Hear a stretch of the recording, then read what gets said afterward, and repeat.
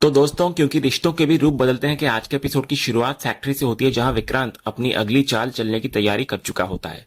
वो कृपा को एक ऐसा इशारा देता है जिसको बाहर से देखने पर कोई समझ भी नहीं सकता।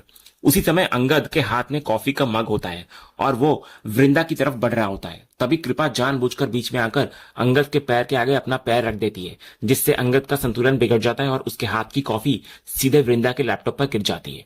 ये देखकर वृंदा परेशान हो जाती है क्योंकि उसी लैपटॉप में उसकी इंपॉर्टेंट प्रेजेंटेशन सेव्ड होती है। कॉफी गिरने के बाद लैपटॉप बंद हो जाता है और चालू भी नहीं होता। स्थिति अचानक गंभीर बन जाती है क्योंकि थोड़ी देर में उसकी एक बेहद महत्वपूर्ण क्लाइंट मीटिंग होने वाली होती है।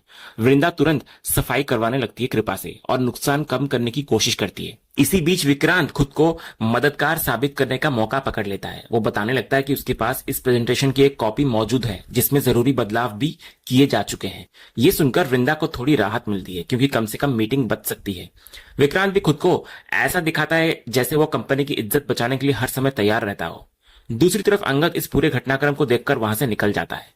इसके बाद विक्रांत मीटिंग में साथ चलने की बात करता है, लेकिन वृंदा साफ कर देती है कि वो अकेले जाएगी। वो उसे ऑफिस संभालने और लैपटॉप ठीक करवाने की जिम्मेदारी देकर निकल पड़ती है। लेकिन विक्रांत मन ही मन खुश होता है क्योंकि उसकी योजना का अगला हिस्सा भी सफल हो रहा होता है। वो कहता है कि वो तो चाहता है कि वृंदा अकेली ही जाए। उधर रास्ते में नई समस्या खड़ी हो जाती है। मीटिंग के लिए जाते समय वृंदा की गाड़ी खराब हो जाती है। समय तेजी से निकल रहा होता है और दूसरी तरफ क्लाइंट उसका इंतजार कर रहे होते हैं। ड्राइवर मैकेनिक ढूंढने के लिए निकल जाता है जबकि वृंदा किसी को सूचना देने के लिए अपना फोन ढूंढती है, लेकिन तभी उसको पता चलता है कि उसका फोन ऑफिस में ही छूट गया है। उधर दूसरी तरफ कृपा वही फोन उठाकर सीधे विक्रांत के पास लेकर पहुंचती है। फोन देखकर कृपा ये भी बोलती है कि पता नहीं इस वक्त वृंदा मैडम कहाँ फंसी होंगी। इसके बाद कृपा विक्रांत से पूछती है कि क्या अब उसे अंगद के पास जाना चाहिए जैसे पहले कहा गया था, लेकिन विक्रांत उसको तुरंत जाने से रोक देता है। वो घड़ी देखकर कहता है कि अभी नहीं, बिल्कुल सही समय आने का इंतजार करना है।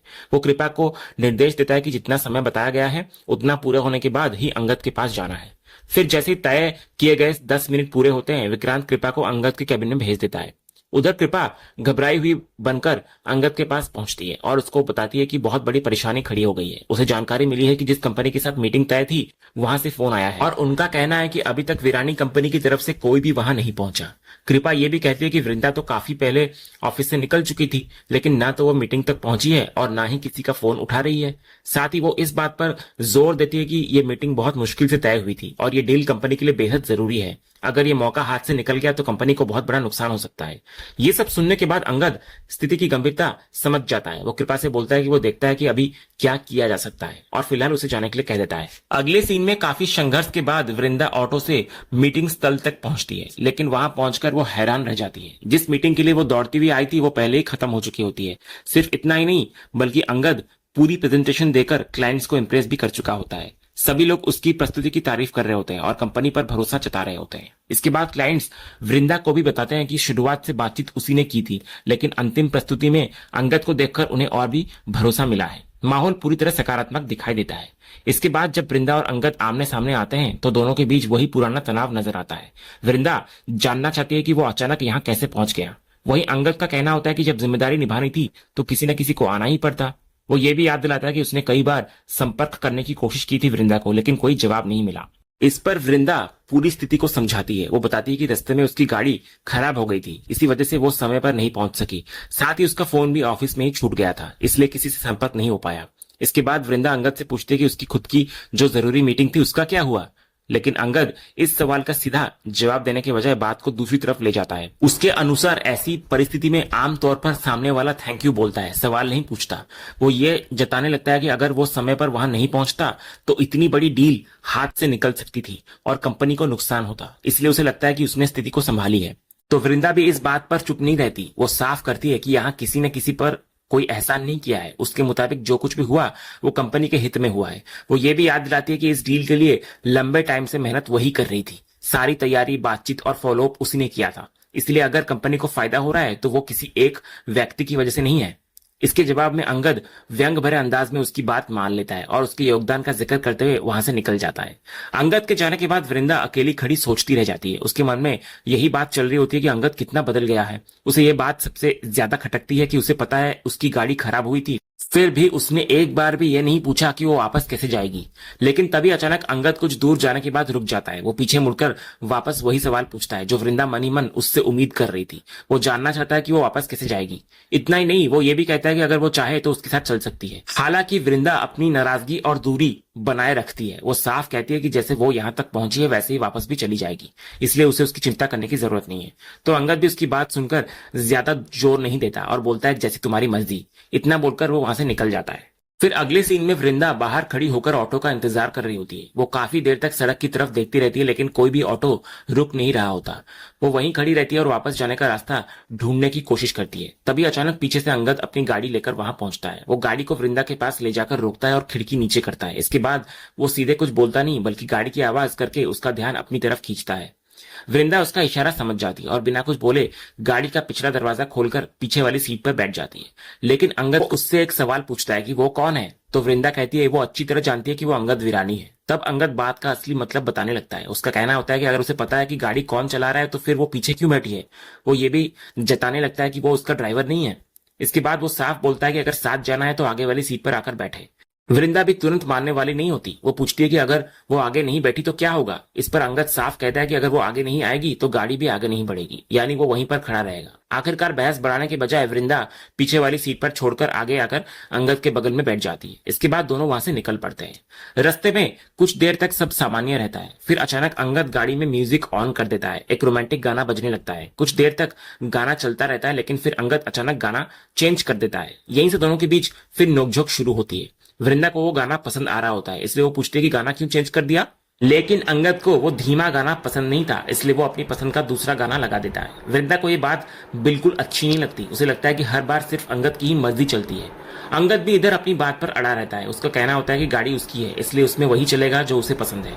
इसके बाद वृंदा उसको याद दिलाती है कि पहले उसने आगे बैठने को मजबूर किया और अब अपनी पसंद का गाना भी चला रहा है। लेकिन अंगद तुरंत सफाई देता है कि उसने जबरदस्ती कुछ नहीं किया। उसके मुताबिक उसने सिर्फ इतना कहा था कि वो उसका ड्राइवर नहीं है। आगे आकर बैठना या नहीं बैठना फैसला वृंदा का था। ये सुनकर वृंदा उसको ताना मारती है कि दो बच्चों का पिता होने के बावजूद वो अभी भी बच्चों जैसी हरकतें करता है और अभी तक बड़ा तक नहीं हुआ। लेकिन अंगद भी पीछे नहीं हटता। वो अपनी बात पर कायम रहता है और आखिर में गाने की आवाज और तेज कर देता है। तेज म्यूजिक से परेशान होकर वृंदा अपने कान ढक लेती है और उसको आवाज कम करने के लिए कहती है। लेकिन अंगद जानबूझकर उसकी बात अनसुनी करता रहता है। वो बार बार यही जताने लगता है कि गाड़ी उसकी है, इसलिए यहाँ वही होगा जो वो चाहेगा। वृंदा कई बार उसे आवाज देकर वॉल्यूम कम करने को कहती है लेकिन अंगद ऐसा दिखाता है जैसे उसे कुछ सुनाई नहीं दे रहा है। आखिरकार जब वृंदा खुद म्यूजिक बंद करने की कोशिश करती है तब अंगद उसका हाथ पकड़कर उसको रोक देता है। दोनों के बीच वही टकरार चलती रहती है और इसी माहौल में वे फैक्ट्री पहुंच जाते हैं। लेकिन फैक्ट्री पहुंचते ही माहौल पूरी तरह बदल जाता है। वहां ऋतिक, मुन्नी, सलोनी, देव और फैक्ट्री के कर्मचारी तालियां बजाकर उनका स्वागत करते हैं। ये देखकर अंगद और वृंदा दोनों हैरान नजर आते हैं। उन्हें समझ नहीं आता कि अचानक ये सब क्या हो रहा है। अंगद तो मजाक में ये तक सोचता है कि आखिर ऐसा स्वागत किस बात का किया जा रहा है। तो इस पर ऋतिक असली गुड न्यूज देता है। वो कहता है कि वे दोनों अभी फैक्ट्री तक पहुंचे भी नहीं है और क्लाइंट की तरफ से ऑर्डर की पुष्टि आ चुकी है। सिर्फ पुष्टि ही नहीं बल्कि यह कंपनी के इतिहास का सबसे बड़ा ऑर्डर साबित हुआ है। ये सुनते ही पूरा माहौल खुशियों से भर जाता है। चारों तरफ तालियां गूंजने लगती है। अंगद और वृंदा के चेहरे पर भी खुशी साफ दिखाई देती है। दोनों अपने परिवार और टीम के लोगों से मिलते हैं और सब इस उपलब्धि का जश्न मनाने लगते हैं। इसी दौरान विक्रांत भी आगे आता है और इस सफलता का श्रेय वृंदा की मेहनत को देता है। वो याद दिलाता है कि पिछले 1 महीने से वृंदा लगातार इस प्रोजेक्ट पर काम कर रही थी और आखिरी समय तक प्रेजेंटेशन को बेहतर बनाने में लगी हुई थी।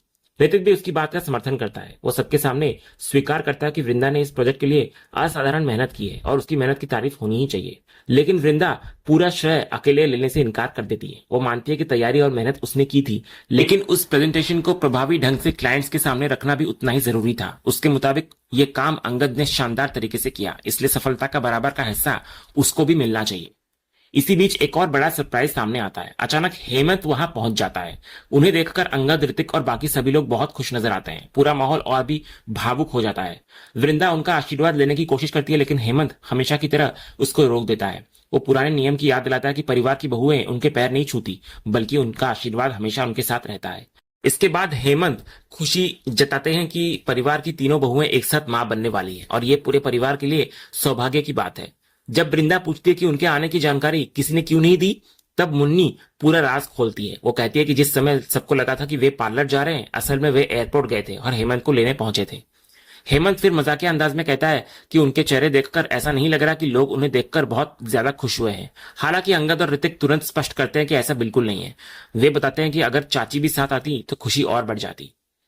इसके बाद हेमंत बताते हैं कि असली सरप्राइज तो अभी बाकी है। इसके बाद वो शुक्ला जी को सामने बुलाते हैं। शुक्ला जी को देखकर अंगद भी चौंक जाता है। तब हेमंत कहते हैं कि शुक्ला सिर्फ उसके पुराने दोस्त नहीं बल्कि उनके बेहद करीबी साथी है। उन्हें जब पता चला कि पूरा परिवार साथ मिलकर बिजनेस कर रहा है तो उन्होंने भी इस सफलता का हिस्सा बनने का फैसला किया। शुक्ला जी कहते हैं कि अभी जिस प्रोजेक्ट का ऑर्डर मिला है वो उसी कंपनी से जुड़े हुए हैं जिसने ये बड़ा कॉन्ट्रैक्ट दिया है। लेकिन वो साफ करते हैं कि ये कॉन्ट्रैक्ट किसी दोस्ती या रिश्ते की वजह से नहीं मिला। ये पूरी तरह अंगद और वृंदा की मेहनत का नतीजा है। उनके काम और तैयारी ने उन्हें इंप्रेस किया और इसी कारण उन्होंने उनके साथ काम करने का फैसला किया। हेमंत भी इस बात से सहमत नजर आते हैं। उनका कहना होता है कि ये लोग इतने सक्षम हैं कि किसी भी प्रोजेक्ट को खुद संभाल सकते हैं। तभी देव भी बीच में बोल पड़ता है और संकेत देता है कि वो भी इस काम का हिस्सा बन सकता है, लेकिन हेमंत उसकी बात को आगे नहीं बढ़ाते। उनकी नजर में इस प्रोजेक्ट की असली हकदार वृंदा है। हेमंत साफ घोषणा करते हैं कि ये पूरा प्रोजेक्ट वृंदा ही संभालेगी। उनके मुताबिक इस सफलता के पीछे सबसे ज्यादा मेहनत उसी की रही है और आगे भी उसी की सोच और विजन इस प्रोजेक्ट को दिशा देंगे। यही देव फिर एक और सवाल करता है। वो याद दिलाता है कि वृंदा प्रेग्नेंट है, इसलिए शायद उसे आराम की जरूरत होगी। लेकिन इस बार हेमंत बहुत मजबूती से जवाब देते हैं। वो साफ करते हैं कि प्रेगनेंसी किसी महिला की क्षमता को कम नहीं करती। उनके अनुसार महिलाएं एक साथ कई जिम्मेदारियां निभाने की ताकत रखती हैं। वे घर भी संभालती हैं, काम भी करती है और मां बनने की सबसे बड़ी जिम्मेदारी भी निभाती है। हेमंत पूरे विश्वास के साथ कहते हैं कि महिलाओं की ताकत को कम आंकना सबसे बड़ी गलती है। उनका मानना है कि वृंदा इस प्रोजेक्ट को भी संभाल लेगी और अपनी सेहत का भी ध्यान रखेगी। देव बाद में अपनी बात को सिर्फ चिंता बताने की कोशिश करता है, लेकिन हेमंत उस पर ज्यादा ध्यान नहीं देते। वो दोबारा सबके सामने कहता है कि उन्हें वृंदा पर पूरा भरोसा है और वो इस प्रोजेक्ट में कमाल कर दिखाएगी। पूरे माहौल में जहां सभी लोग खुश और उत्साहित दिखाई देते हैं, वहीं इधर अंगद बाहर से शांत खड़ा होता है। लेकिन यह साफ नजर आता है कि हेमंत का बार बार वृंदा पर भरोसा जताना और पूरा प्रोजेक्ट उसके हाथ में देना उसे अंदर ही अंदर अच्छा नहीं लगा है। और इसी सीन के साथ आज का यह एपिसोड यहीं पर खत्म होता है। तो दोस्तों, आपको आज के एपिसोड का अपडेट कैसा लगा? अपनी राय हमें कमेंट बॉक्स में जरूर बताएं। अगर आपको आज का ये वीडियो पसंद आया हो तो वीडियो को लाइक और शेयर जरूर करें और ऐसे ही लेटेस्ट एपिसोड का अपडेट जानने के लिए हमारे इस चैनल को सब्सक्राइब करना ना भूलें और बेल आइकन को भी जरूर दबाएं। हम मिलते हैं अगले एपिसोड के अपडेट के साथ। तब तक के लिए धन्यवाद।